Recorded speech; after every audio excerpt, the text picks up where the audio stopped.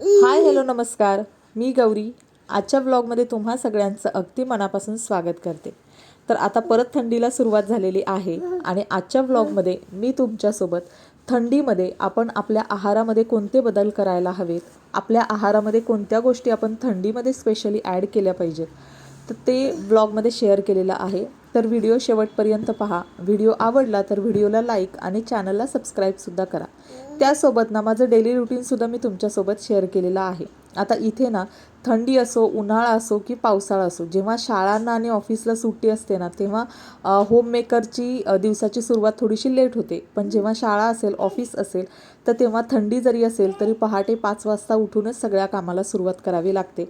तर मॉर्निंगचं रुटीन मी तुमच्यासोबत शेअर करते. तर आज डब्यासाठी बनवली होती फ्लॉवरची भाजी, त्याच्यानंतर चपाती, आणि आता थंडीसुद्धा सुरू झालेली आहे तर त्यासाठी अंडीसुद्धा इथे मी बॉईल करत ठेवलेली आहेत आणि साईडलाच ना आता चपातीसुद्धा करून घेणार आहे. तर हे सगळं मॉर्निंगचं रुटीनसुद्धा मी तुमच्यासोबत शेअर करते आहे. कारण थंडीमध्ये कितीही आपल्याला कंटाळा आला किंवा आळस आला तरी टिफिनसाठी वगैरे उठावंच लागतं. आणि त्यासोबत ना आता बाळालासुद्धा मी थोडंसं झोपवण्याचा प्रयत्न करते. आता थोडंसं तो जसा जसा मोठा होतो आहे ना तसं झोपेचं रुटीन त्याचं चेंज होतं आहे. त्याच्यामुळं आता थोडा वेळ तो झोपेल, तोपर्यंत मी माझी जी काही तयारी असेल ना तर ती करून घेते. थंडीमध्ये कितीही आपल्याला कंटाळा आला तरी स्वतःची सेल्फ हायजीन खूप मेंटेन ठेवणं गरजेचं आहे. आपण कोमट पाण्यानं छानपैकी अंघोळ करायला हवे. आठवड्यातून 2 वेळा केस धुवायलाच हवेत.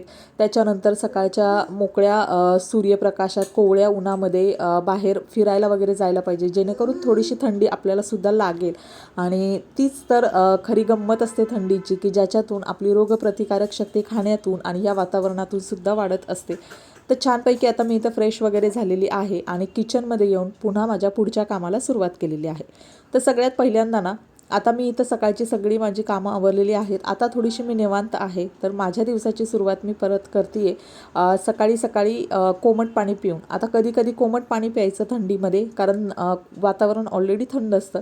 तर त्यासाठी नॉर्मल पाण्याच्या ऐवजी थोडंसं कोमट पाणी, किंवा कधी कधी मी आता इथं सुंठ घालून आज बनवलेला आहे काढा, तर तो सुंठ घालून प्यायचा. किंवा कधी कधी तुम्ही ग्रीन टी, गवती चहा वगैरे घेऊ शकता. कधी कधी जिऱ्याचं, ओव्याचं पाणी, बडीशेपचं पाणी घेऊ शकता.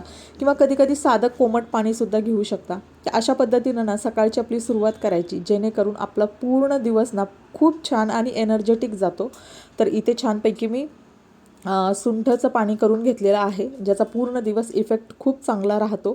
थोडंसं ते पाणी असं आल्याची जशी चव असते, थोडंसं गरम गरम, थोडंसं कोमट वगैरे लागतं, पण ज्याच्यामुळे आपला घसासुद्धा चांगला राहतो आणि थंडीमध्ये थोडंसं सर्दी खोकल्याचा त्रास होऊ नये, तर त्यासाठी मी तेच प्रेफर करते.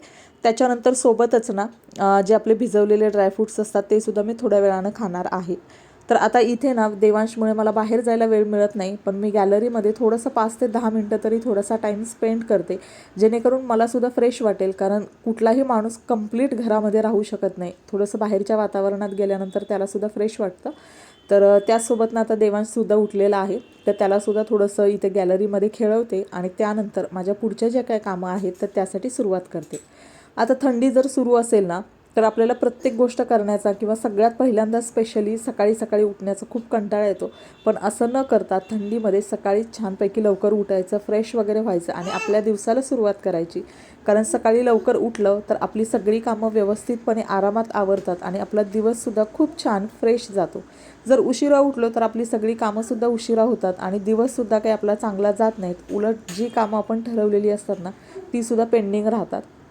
तर आता इथं थोडा वेळ देवांशसोबत टाईम स्पेंड करते, जेणेकरून तो सुद्धा थोडासा फ्रेश होईल आणि त्यानंतर घरामध्ये येऊन पुन्हा माझी जी काही रेग्युलरची कामं आहेत तर त्या कामांना सुरुवात करते.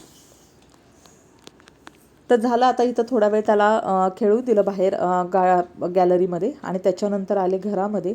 तर आता इथून पुढे जे काय आहे ते माझं रेग्युलर रुटीन सुरू आहे. तर आता थंडीमध्ये ना आपण आपल्या आहारामध्ये स्निग्ध आणि उष्ण पदार्थ याचा वापर जरूर जरूर जरूर करायचा आहे. आता इथे तूप असेल, त्याच्यानंतर तीळ असेल, गूळ असेल, त्यानंतर खारीक असेल, खोबरं असेल, तर या सगळ्या गोष्टींना थंडीमध्ये आपण आवर्जून आपल्या आहारामध्ये ॲड करायच्या.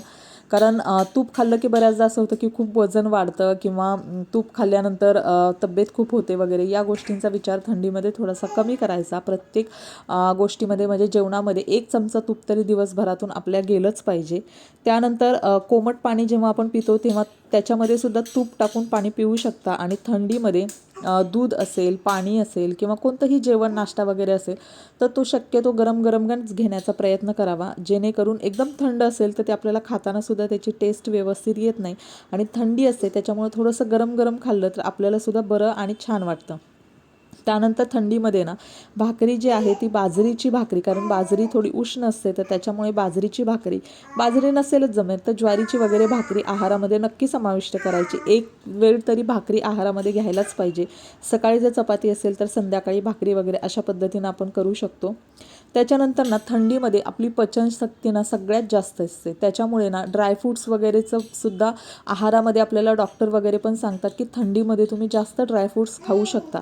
उन्हाळ्यामध्ये वगैरे थोडंसं लिमिट येऊ शकतं, पण थंडीमध्ये आपली पचनशक्ती, प्रतिकारशक्ती वाढण्यासाठी आणि पचनशक्ती चांगली असते तर त्याच्यामुळे आपण छानपैकी ड्रायफ्रूट्स आपल्या आहारामध्ये वाढवू शकतो, घेऊ शकतो.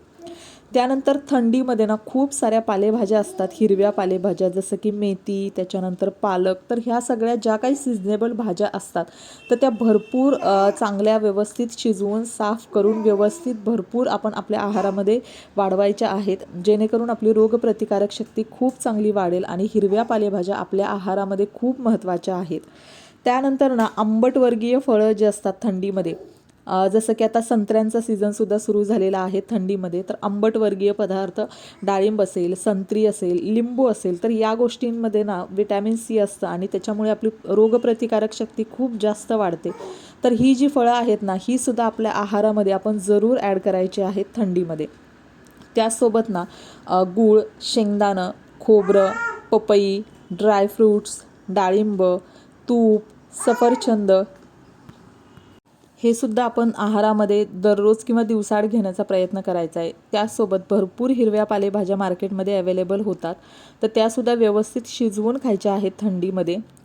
संत्री, मोसंबी, द्राक्ष, लिंबू, आवळे, डाळिंब याच्यामध्ये ना विटॅमिन सी जीवनसत्व खूप असतं, तर ते सुद्धा ती फळंसुद्धा आपण आंबट आहेत म्हणून स्किप न करता या सीझनमध्ये मिळणारी फळं भरपूर प्रमाणात आपण खायला पाहिजेत.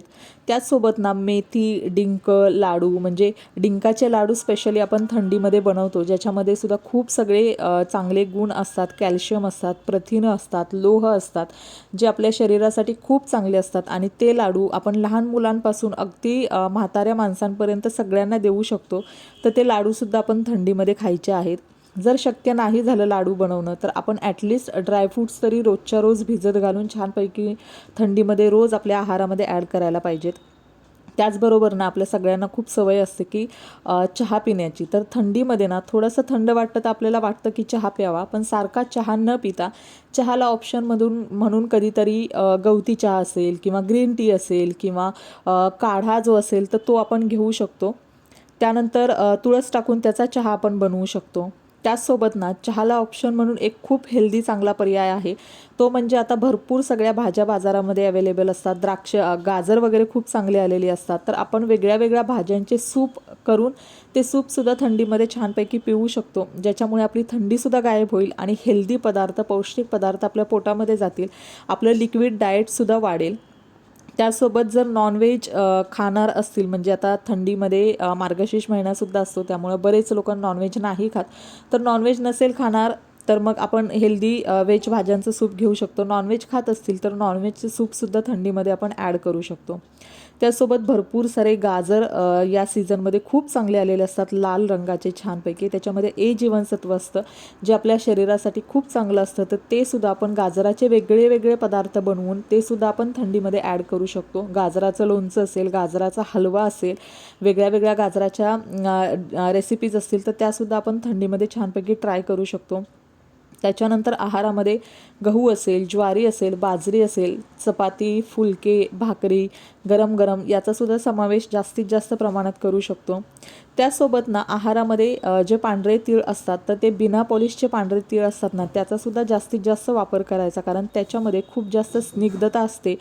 शेंगदाणे असतात त्याचा आपण वापर करू शकतो. त्यासोबत ना रोज सकाळी किंवा संध्याकाळी दूध पिण्याची सवय लावायची, ज्याच्यामध्ये दुधामध्ये हळद टाकायचं किंवा दुधामध्ये केशर टाकायचं किंवा दुधामध्ये मध टाकायचं. दुधामध्ये थोडंसं गूळ तुम्ही टाकून पिऊ शकता. असं कोमट कोमट दूधसुद्धा आपण आपल्या लहान मुलांनाही देऊ शकतो आणि आपणही संध्याकाळी झोपण्याच्या आधी वगैरे घेऊ शकतो.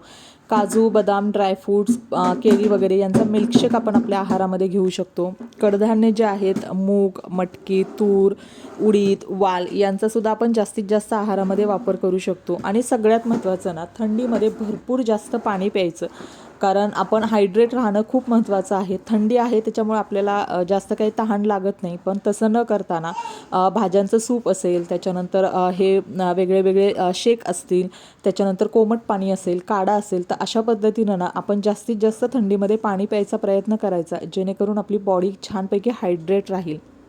त्यानंतर भरपूर सारं तूप आपण आहारामध्ये ॲड करायचं आहे. त्यासोबत ना भरपूर व्यायामसुद्धा करायचा आहे, कारण थंडीचा महिना छानपैकी शरीर आपलं व्यवस्थित तंदुरुस्त ठेवण्याचा, रोगप्रतिकारशक्ती वाढवण्याचा खूप चांगला सीझन असतो. तो भरपूर व्यायामसुद्धा करायचा आहे. आणि सगळ्यात महत्त्वाचं म्हणजे ना, थंडीमध्ये आंघोळ वगैरे करताना आपण आपलं जसं आहाराची काळजी घेतो, तसंच आंघोळ वगैरे करताना जास्तीत जास्त साबणाचा वापर करायचा नाही. त्याऐवजी घरी बनवलेलं उटणं वगैरे असेल, बेसन पीठ, हळद वगैरे, दूध असेल, तर अशा पद्धतीने नॅचरल ज्या काही गोष्टी असतील त्या वापरू शकतो. थंडीमध्ये लहान मूल जरी असेल तर त्यालासुद्धा दररोज कोमट पाण्यानं आंघोळ घालायची, कारण थंडी असेल तर आंघोळ स्किप करायची नाही. आंघोळ केल्यानंतर आपल्या सगळ्यांनाच फ्रेश वाटतं, तसं बाळांनासुद्धा छानपैकी फ्रेश वाटतं. ते थोडंसं एकदम सकाळी सकाळी नाही, पण एक 12-12:30च्या नंतर वगैरे दुपारी अशा पद्धतीनं लहान बाळांना आंघोळ घालू शकता. आणि आपण सगळ्यांनी छानपैकी आंघोळ वगैरे करून छान रेडी होऊन मस्त थंडीसुद्धा एन्जॉय करायची आहे. थंडी आहे म्हणून आपण स्वतःचे हायजीन वगैरे कुठल्याही गोष्टींमध्ये स्किप करायच्या नाहीत. त्यासोबत ना थंडीमध्ये आपण मसाल्याचे जे काही पदार्थ असतात ते सुद्धा जास्त प्रमाणात घेऊ शकतो, कारण थंडीमध्ये हे पदार्थ उष्ण जरी असले तरी आपल्याला शरीराला जास्त काही त्याचा अपाय होऊ शकत नाही. आणि फ्रीजमधल्या ज्या काही थंड वस्तू आहेत त्या फक्त थंडीमध्ये जास्तीत जास्त अवॉइड करण्याचा प्रयत्न करायचा, कारण त्याच्यामुळे जर सर्दी खोकला झाला तर कफ होतो आणि मग तो पटकन बरा होण्याचे चान्सेस कमी असतात. तर या सगळ्या गोष्टी ज्या आहेत ना, तर थंडीमध्ये आपण ॲड केल्या पाहिजेत आपल्या आहारामध्ये. आणि आजच्या ब्लॉगमध्ये मी सुद्धा माझ्या घरामध्ये ज्या ज्या काही गोष्टी जेवढ्या माझ्याकडे अवेलेबल आहेत त्या सगळ्या थंडीसाठी मी प्रिपेअर करून ठेवलेल्या आहेत. म्हणजे शेंगदाणे, तीळ वगैरे भाजून ठेवलेले आहेत. डिंक जो आहे तर तो डिंक, मी डिंकाचे लाडू करणार नाही आहे कारण माझ्याकडे तेवढा वेळ नाही, तर मी डिंक जो आहे तो पाण्यामध्ये उकळवून शिजवून तो पिते दररोज सकाळी किंवा ऑल्टरनेट डे असा. त्यानंतर ड्रायफ्रूट्स जे आहेत ते सुद्धा व्यवस्थित सोलून वगैरे ठेवते, जेणेकरून दररोज मी ड्रायफ्रूट्स भिजत घालून आम्ही ते खातो. मखाने वगैरे आहेत ते छानपैकी भाजून ठेवलेले आहेत, मधल्या वेळेमध्ये मखाने वगैरे खाता येतात. त्यानंतर ज्वारीची भाकरी, बाजरीची भाकरी थंडीमध्ये आम्ही ॲड केलेली आहे. आणि रेग्युलर फळं, भाज्या यासुद्धा भरपूर प्रमाणात याच्यामध्ये आहारामध्ये ॲड केलेल्या आहेत. तर अशा पद्धतीनं या सगळ्या गोष्टी आहेत ज्या थंडीमध्ये आपण आपल्या आहारामध्ये ॲड करू शकतो आणि खूप छान पद्धतीनं थंडीचा जो काही महिना आहे तो सुद्धा एन्जॉय करू शकतो. आपली रोगप्रतिकारक शक्ती वाढवू शकतो आणि त्यासोबत आपल्या कुटुंबियांची सुद्धा रोगप्रतिकारक शक्ती वाढवणं किंवा मेंटेन ठेवणं हे आपल्या सगळ्या गृहिणींच्याच हातात आहे. तर आय होप आजचा ब्लॉग तुम्हाला आवडला असेल. आजचा ब्लॉग मी इथेच एंड करते. जर तुम्हाला व्हिडिओ आवडला असेल, इन्फॉर्मेशन आवडली असेल तर व्हिडिओला नक्की लाईक करा आणि चॅनलला सुद्धा सबस्क्राईब करा. आणि अशाच नवनवीन व्हिडिओसाठी आणि इन्फॉर्मेशनसाठी आपल्या चॅनलला कनेक्ट राहा आणि चॅनलला सबस्क्राईबसुद्धा करा. व्हिडिओ शेवटपर्यंत पाहिल्याबद्दल मनापासून धन्यवाद. Thank you so much. Bye bye. पुन्हा भेटूया अशाच एका नवीन व्हिडिओमध्ये.